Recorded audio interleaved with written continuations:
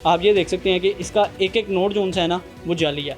आप सारे इस वक्त देख सकते हैं नोट। एक मूवी भी आई थी फ़र्ज़ी के नाम से जिसमें सैंडविच नोट बनाया जाता था और ये गालबन सेम उसी की कॉपी लग रहा है। अगर मैं आपको एक नोट जो है मैं आपको इसका खोल के भी दिखाता हूँ ताकि आपको पता लगे कि मैं इसको सैंडविच नोट कह क्यों रहा हूँ।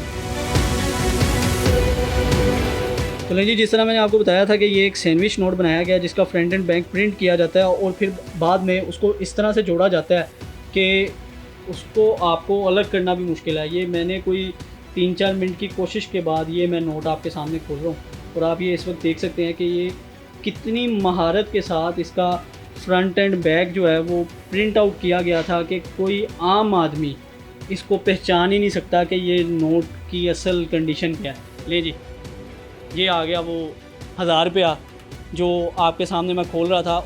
ये सारे के सारे नोट जो है ना वो इसी तरह से हैं, लेकिन पता क्यों नहीं चलता उसकी वजह ये है कि अगर आप इसकी कुछ चंद जो असल नोट की निशानियाँ होती हैं ना जो कि स्टेट बैंक की तरफ से जारी किया जाता है कि आप वो चेक करें कि नोट असली है या नहीं, तो वो सबसे पहले इसकी तार होती है जो कि आप देख सकते हैं कि बाकायदा तौर पे उन्होंने तार वैसी ही लगाई है जैसे कि ओरिजिनल नोट के अंदर आती है।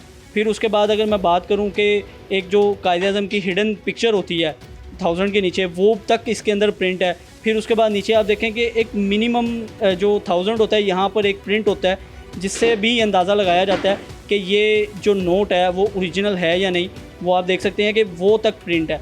अगर इसकी चौथी निशानी की बात करूँ तो अगर आप थोड़ा सा इसको टेढ़ा करके देखें ना तो यहाँ पर भी 1000 प्रिंट होता है, तो वो भी मुझे यहाँ पे 1000 प्रिंट हुआ नज़र आ रहा है। इसका मतलब ये है कि आम आदमी इस नोट को पहचान ही नहीं सकता कि ये जाली है या ओरिजिनल है। अब ये किसकी मदद से बना रहे हैं, किस तरह बना रहे हैं, ये एक बहुत बड़ा सवालिया निशान है, क्योंकि बिल्कुल एज़ इट इज़ प्रिंट करना तब तक पॉसिबल नहीं है जब तक आपको असल नोट की डाई ना दी जाए। मैं इस नोट के साथ अगर एक 1000 वाला ओरिजिनल नोट भी रखूँगा तो आप इसको नहीं पहचानते। मैं ये भी आपको ट्राई करके दिखाता हूँ। एक ओरिजिनल 1000 वाला नोट जो है वो इसके साथ रख के देखते हैं। तो ले जी, ये जाली नोट है मेरे हाथ में। कबीर भाई ओरिजिनल वाला लगाएं। अब आप मुझे बताएं कि इसमें क्या कोई 19-20 की भी आपको कमी नज़र आ रही है?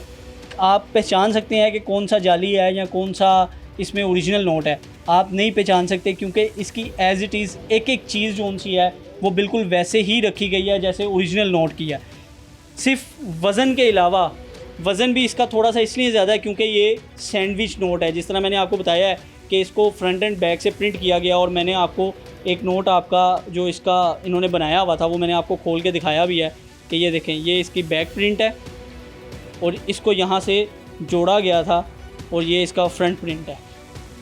अब आप ख़ुद अंदाज़ा लगाएं कि ये ग्रो किस तरह से आम शहरियों को लूट रहा है। और सबसे बड़ा सवालिया निशान जो है वो यहाँ पर पुलिस के डिपार्टमेंट पे आता है कि वहाँ पे असल केस को ही बदल दिया गया।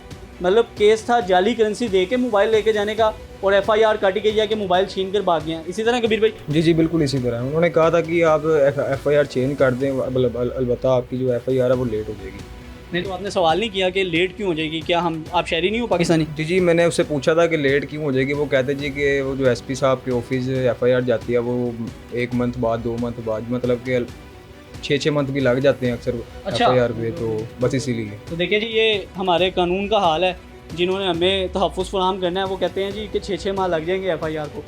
एक आम आदमी, एक स्टूडेंट भाई जिसने पता नहीं पैसे जोड़ के मोबाइल लिया होगा, किस तरह से लिया होगा, उसको 61,000 का नुकसान एक रात में पहुंचा के चले गए। और हमारी पुलिस ये कह रही है कि आप FIR इस तरह नहीं इस तरह लिखवाएं तो शायद आपका काम जल्दी हो जाए। तो ये सवालिया निशान है।